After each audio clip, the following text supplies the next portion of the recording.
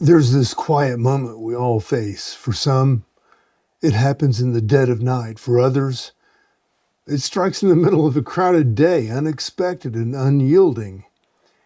It's when the layers slip away, the roles, the expectations, the noise, and you're left standing there face to face with the question that none of us can dodge forever. Who am I? Not the me that moves through the routines, not the job titles or relationships, but the essence underneath. Who am I really? I'm Mark Roach, and welcome to Transcendent, a space where, I created this to explore questions like this. And if it resonates with you, to help you find your own path to your truth, to your uniqueness, your essence. And I'll be honest, this platform comes from my own twisted, tangled walk through life, trauma, joy, mentorship, isolation, connections, victory, destruction. I've walked across extremes, and for years I believed I was creating this space for those weighted down by PTSD or complex trauma.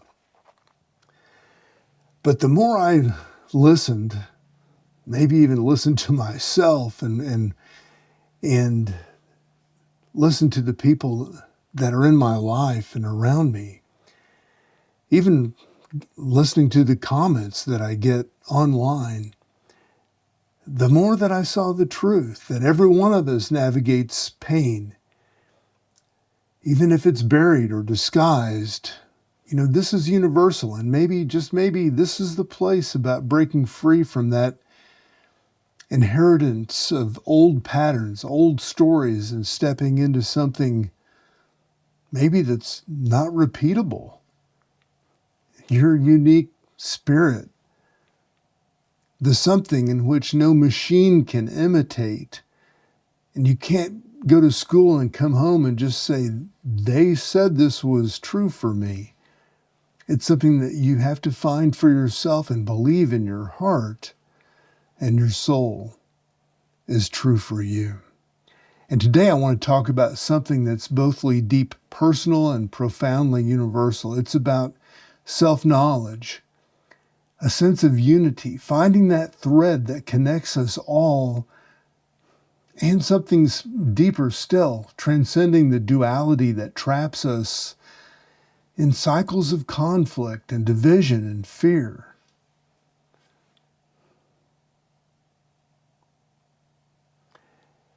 A lot of times people are asking for something practical, something that they can use, something really what they're asking for is something they can control like a tool or an instrument.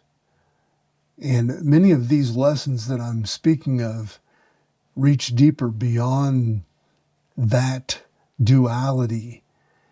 And today I want to talk about the Gospel of Thomas, and it speaks to us in a way that reflects and feels both ancient but fresh.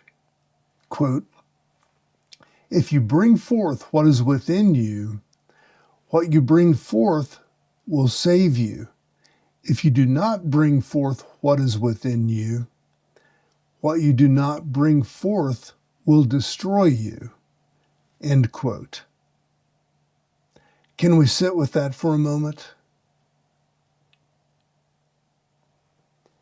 The idea that what we need isn't out there, it's here, buried, possibly ignored, overlooked maybe, but here. And the act of bringing it forth starts with knowing it's there in the first place. Now, we live in a dualistic world. We have light, we have dark. We believe what we have right, and we have wrong, good, evil, us, them. Look anywhere, social media, politics, even the way we talk to ourselves. And you'll see that there's this constant ping pong match of opposing sides. And when you're caught in that game, you lose touch with yourself. You can't smell the pollution. You want to read a study about it. Or you can't go home and just say, this is the way it is. You need for someone to narrate the story to tell you the way that it is. We've gotten so accustomed to seeking external authority for what our senses are really telling us. And when you're caught in that game, it feels like there's no way out. You pick a side, this side or that side, or it gets picked for you, and the game plays on. But one of the teachings from the Gospel of Thomas, actually one of the teachings also from my life itself, is that the deeper reality isn't either or, it's both. And it's holding both light and shadow, both joy and sadness, not as enemies, but as parts of a single vast whole. It's stepping back far enough from the game to see the board, to see the duality. The duality is just the surface. Now, I remember a moment in my own life when this hit me, not as a theory, but as a truth. I'd been traveling, sitting on a remote part of the world, far away from anything familiar. The landscape was kind of wild, and it was also silent. And for a while, so was my mind. And out of that came a silence. And out of that silence came this realization, this deep knowing that every part of me, even the parts I'd rejected or wished away, were part of the same fabric, like threads in some messy, tangled weave. And the more I fought against it, the tighter the knots became. But when I stopped fighting, when I simply allowed whatever was there, pain, beauty, all of it, to exist together, there was this shift. No fireworks, no big drama. Just a quiet knowing that I couldn't divide myself up anymore because I am all of it. So are you. And it's not just me. You, all of us are part of it. Now that sounds maybe a little bit too rosy for some people. Sounds a little bit Pollyannish maybe, naive, altruistic. There's a number of words that you can use for it, but you could also call it courageous because it does sound hopeful. It does sound good, right? Like some Zen truth. Maybe something that we print onto posters or recite in a moment of crisis. But living it, actually integrating that awareness, that is the challenge because it's not the way the world works. It's not the world's way. At least it hasn't been. The world wants sides. At least our past helps us see these sides more clearly than many of us can envision. These categories, these divisions, the answers that fit into neat little boxes. But what if we were able to see through that? What if the person on the other side of the argument wasn't your enemy, but an unclaimed part of you? What if the pain that you carry wasn't a punishment, but a doorway? There's this phrase in the Gospel of Thomas where Jesus says, quote, "Split a piece of wood, I am there. Lift up the stone, and you will find me," end quote. What if this isn't about looking for divinity or wholeness in some far-off heaven, but right here in the ordinary, in the messy? What if self-knowledge isn't about fixing or upgrading or being perfect, but remembering that at your core, you're not just broken, You're just, maybe the part of you you're looking for is buried, and beneath the roles, beneath the trauma, culture, history, beneath the illusion of duality.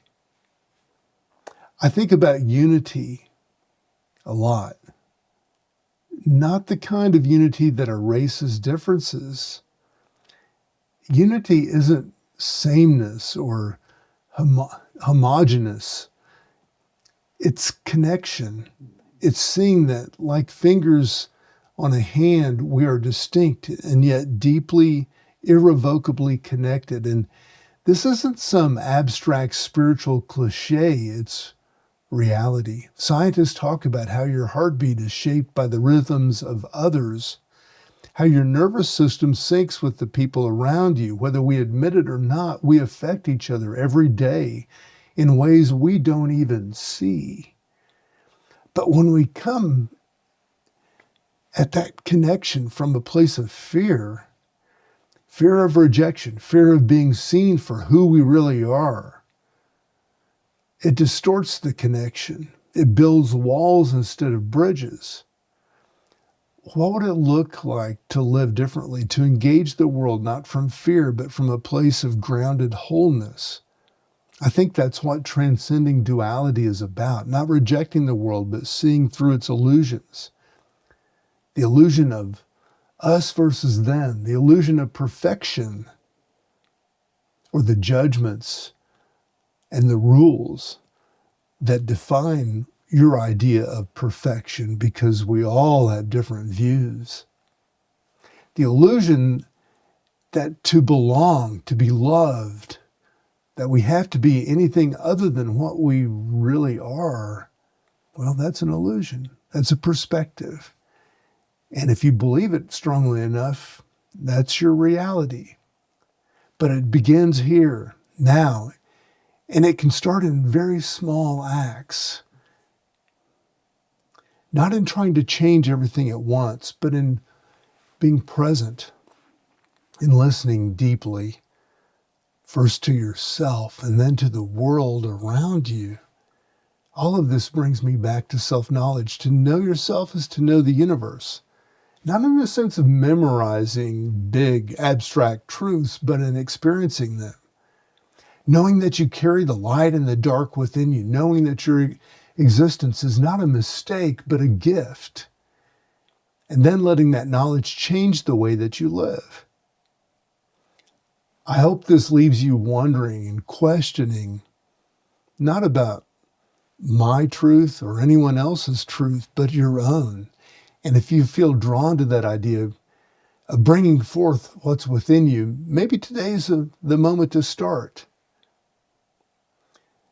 Not by rushing into action, but by pausing, to listening, to daring to believe that the answers you're chasing have been inside all along. I'm Mark Roach. This is Transcendent, and I'm wishing you all the best.